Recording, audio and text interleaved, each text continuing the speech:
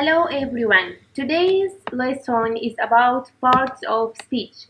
We know that every word in the English language belongs to a particular family or group named parts of speech.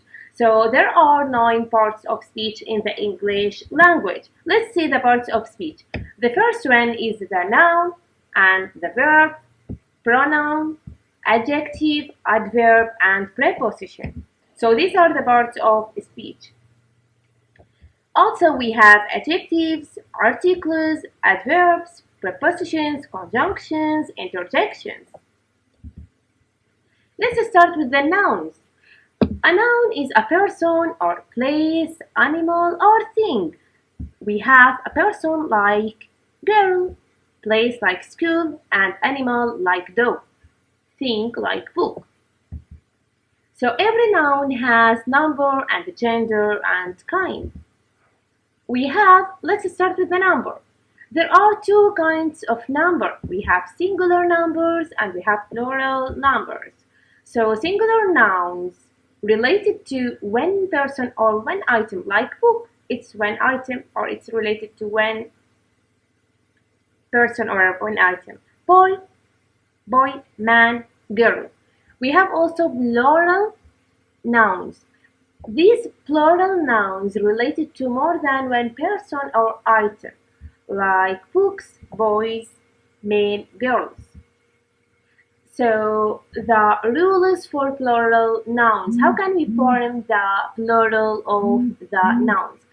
We can add s at the end of the noun, and sometimes if the noun ends with sh or ch, x, z, s, we must add es. If the noun ends with y and before the y there was a vowel sound, so we must add s. In case the noun ends with y but before the y there is consonant sound, so we change the y to I and then we add es. So nouns that also ends with the f or fe, we change the f or fe to ves to form the plural form. And we have nouns that ends with vowel plus o, so we add s. In case it was consonant plus o, we add es to the noun. So this is how we form the plural of the nouns. Let's get some examples. Like for example, army, it ends with y and before the y there is a consonant sound which is m. So in this way we put I instead of y and we add es to the end of the sentence to form the plural form of the noun. So also we have like city, cities, dirty, dirties. So all of these are singular nouns that ends with y, and before these nouns before the y, there is a consonant sound. Consonant seeds, it's a consonant sound. So here we have examples about words that ends with sh or ss, s and x or z. Like wish, it becomes wishes, we add es to the end of the noun. We have also irregular plural nouns. Like these nouns, they are irregular, so we couldn't change them to the plural form by adding s to the end of the word. In this way, we have to only change the form of the sentence because it is irregular. So it becomes children, woman, man, men in the plural form, mouse, mice, foot, feet, tooth, teeth. Okay, so here there are examples of the irregular plural nouns. Let's see here. Also, we have some nouns that have the same form for singular and the plural. Okay, like when you see it in the singular, it is the same in the plural. Okay, so like sheep, sheep, fish, fish, deer, deer, species, species, aircraft, aircraft. Okay, those words, they have the same form in the singular and in the plural. Okay, so also we have some nouns that are always used in the plural form, and it takes a plural verb, like trousers, jeans, shorts, pajamas. All of these, that they end in s, so they take all the time plural verb. Also, we have some nouns that do not have plural form but are always singular. Okay, like those nouns, I can say that they are uncountable noun, like we are not able to count them. For example, sugar. We couldn't make like count the sugar. Milk, we couldn't count the milk. So these are uncountable nouns. Also, they are the same in the singular and the plural. So we cannot form the plural of information. It's false to say informations. Okay. Also, we have knowledge, advice, homework, luggage, equipment, meat. Also, we have compound nouns. Compound nouns are like three words, but the meaning is when. Like the meaning is only refers to one word. It's like one word, but the form is three words. Like sister-in-law, they are three. Okay, so it may be more. Anyway, this how can we form the plural of the compound nouns? It is by adding s to the first part of the word. Like sister-in-law, it becomes sisters-in-law. It's false to say sister-in-laws. It's false. So we must say sisters-in-law. Okay, brothers-in-law. Let's see types of nouns.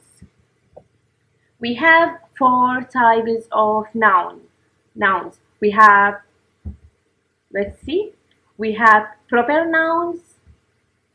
A proper noun is a special name. That name is a particular person or particular place or thing, like Roy, Muhammad, okay, Edentown.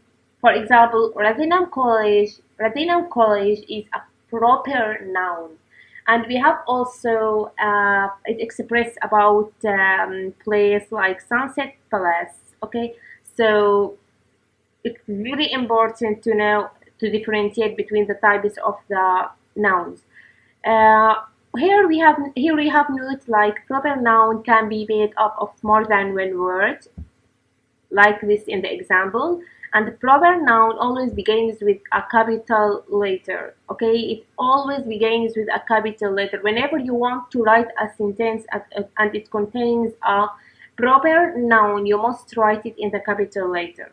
Start it with the capital letter. So the second type of nouns is common nouns. A common noun names any person, place, thing, or idea. Like common nouns are not capitalized unless they come at the beginning of a sentence. Okay, so they are not like proper nouns. Proper nouns, we must capitalize them whenever we use them, while common nouns we mustn't. It is not. They are not capitalized.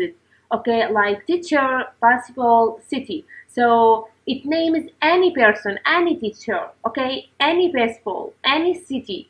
While proper noun, it specifies, like it says Ratinam College, it is proper noun. While if I said college, it is common noun. Like I didn't specify which college, that's why it's common noun. We have also collective nouns. Collective nouns are one word that names group of people, animals, or things. Like here we have an army of soldiers. So army, it is like one word, but it contains many people. Army, group of people. Okay. Here we have also a team of dogs. Also, it names a group, team of dogs. And also here a bunch of keys. So here also it contains group of things. Let's see the abstract nouns. Abstract nouns, it's like it names a quality or any idea that cannot be recognized by senses. Okay, it cannot be recognized by senses. Like it's expressed about emotions, I can say, like laziness, fear, love. Okay, we cannot touch love, isn't it? Can we touch love in our hands? No. So it's like expression about emotions. Like also we have friendship, childhood, anger, all of these, bravery, all of this it expresses about abstract nouns. Let's see the second type of now of the part of speech. The second part is the uh, we have the subject and the object and possessive, reflexive, all these are pronouns. So the second part of speech is the pronouns. Like we have the subject I, you, he, she, it, we, you, they. All of these are subject pronouns, and we have the object pronouns: me, you, him, her, it, us, you, them. And the possessive adjectives: my, your, his, her, its, our, your, their. We have the possessive pronouns mine, yours, his, hers. So it's not used in the possessive pronouns. It cannot be used. Ours, yours, theirs. Reflexive pronouns: myself, yourself, himself, herself, itself, ourselves, yourselves, and themselves. So the second part of speech is the pronouns. We have the verb, which is the most important part of speech. So if we want to define the verb, it's like a word that tells what someone or something does.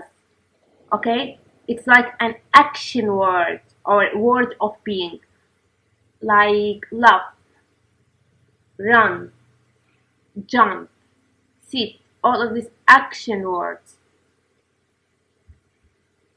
Like it names the this, he is running, is running. It expresses about an action.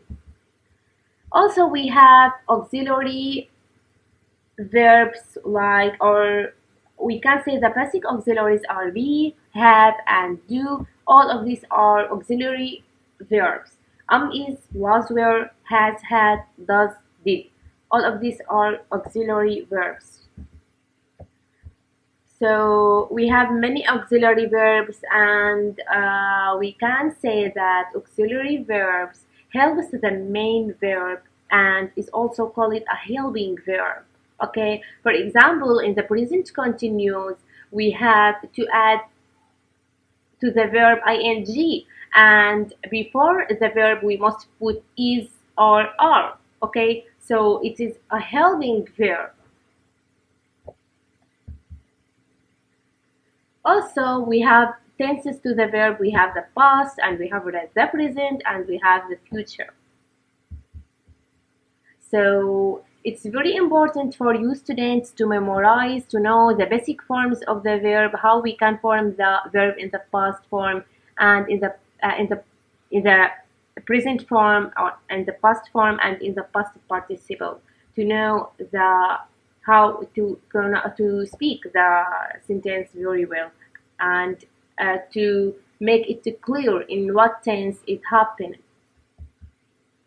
We have adjectives. An adjective is a word that describes a noun or a pronoun.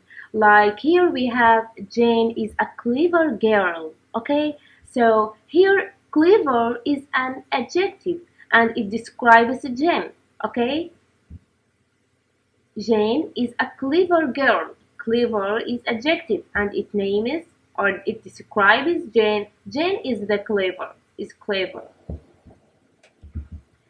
So we have to take notes here that adjectives or adjectives are written at the left side of noun, of any noun. Like here we have Jane is a clever girl. So here is the noun girl, and we must put the adjective before at the left side. Okay, so it's false to say Jane is a girl clever. No, we have to say Jane is a clever girl. And parts of speech also could be doing the job of adjectives. Also, we have the adverbs. Adverbs like girl runs quickly. This is a very sweet mango. Better reads quite clearly. So, an adverb is like a word which modifies the meaning of a verb or an adjective or another adverb. Like here, we can say that, like here, this is a sweet mango. But because we want to modify the meaning of the adjective or sweet, so we have to add adverb. Like it's a very sweet mango. Also, if we want to know the adjectives or the adverbs, sorry, and we want to differentiate between the adverbs and the adjectives, you have to play a test, okay, or to apply a test called adverb test, okay, to recognize an adverb or adverb phrase, okay, like you can use three questions: when, where, and how. By using these three questions according to the sentence, whether if the sentence speaks about a place, you have to ask by using where. If it speaks about time, we have to use when. And in case it speaks of you want to see the situation, like you can say how. So by using these three questions, we can know whether it's an adverb or adjective. For example, Ram ran very fast. So here we can say how Ram ran. So the answer is very fast. So here we have the adverb. Children must eat their food slowly. How children must eat their food slowly. Slowly is adverb. Do you sleep here? So where do you sleep? Because it expresses about the place. Here is adverb. Shall I meet you in the evening? When shall I meet you? In the evening. It's adverb phrase. I will appear to the interview tomorrow. When will you appear to the interview? The answer is tomorrow, so it is an adverb. So the third part or the fourth part of the parts of speech is the prepositions. Also, prepositions, it's very important. It's like a word which is used before a noun phrase or a pronoun, and connecting it to another word. So preposition is a word that shows the relation between any two words in a sentence. Like there is a relation between any two words in a sentence. So that's why we use the prepositions. It's very important. So here we have examples about the prepositions. We saw a dog inside the house. So there is a relation between two words, dog and house. Dog is inside the house. So inside is preposition. Will you come to my house this evening? To is a preposition. My father is angry with me. With is a preposition, and there is a relation between anger and me. Okay. So my brother is behind me always. Behind also is a preposition. So it's very important to use prepositions in the sentences. Let's see the coordinating conjunctions. Coordinating conjunctions, they relate between two simple sentences. Simple sentence is made of subject and verb.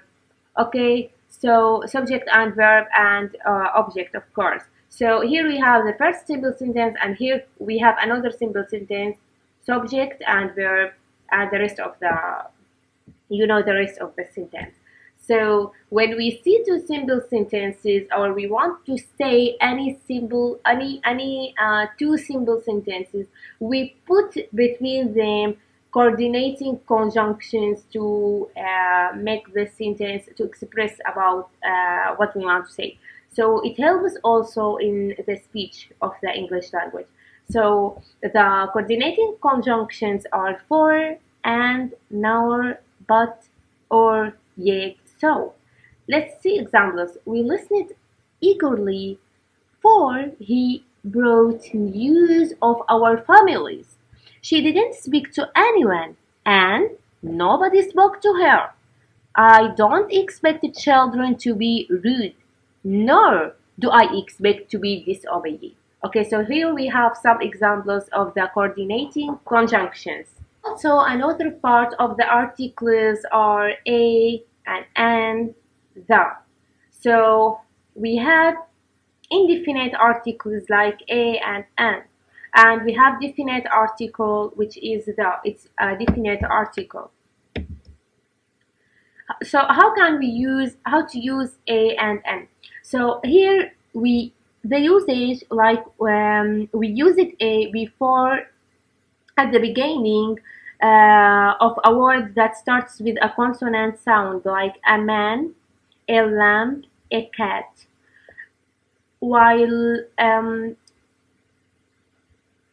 n, we use it before a word that starts with a vowel sound, like an apple, an eraser, an umbrella. So we have also articles, the articles a, an, and the. Like we have two indefinite articles which are a and n, and the definite article is the. So how to use a and n? How can we differentiate between a and n? So we use it before a word or a noun that starts with the consonant sound, like a man, a lamp, a cat. Here C and L and M are consonant sounds, while the N, we use it before words that begin with a vowel sound, like an apple, an eraser, an umbrella. So we also have to know that a and an, we use them before an adjective if the adjective describes a single noun. So here we have example: an intelligent student never had any doubt. So here we put an before the adjective intelligent, because the adjective intelligent describes single noun. The single noun is a student, an intelligent student. And we put n because the adjective starts with a vowel sound. A good boy will always obey his parents. Here also the adjective good describes a single noun. So we put a before the adjective good, and we put a because it starts with a consonant sound. Ronald is an excellent football player. Also the same thing here, we describe that he is player, so it's a singular noun. So we put the adjective, the an before the adjective that describes a single noun. Samuel was a great prophet also. Here we use a or an for every common noun if it appears in the middle of a sentence, like it was an earthquake. Okay? Won't she be a good dancer for our entertainment program? So here the last thing in the parts of speech are the interjections. Whenever we speak in the English language, whatever we speak, also we use the interjections. in our daily life. Like it is a part of speech which is used to express emotions or sudden bursts of feelings. Okay, sudden bursts of feelings. Like sometimes we say, "Oh, what a nice view," or "Woo, never knew that."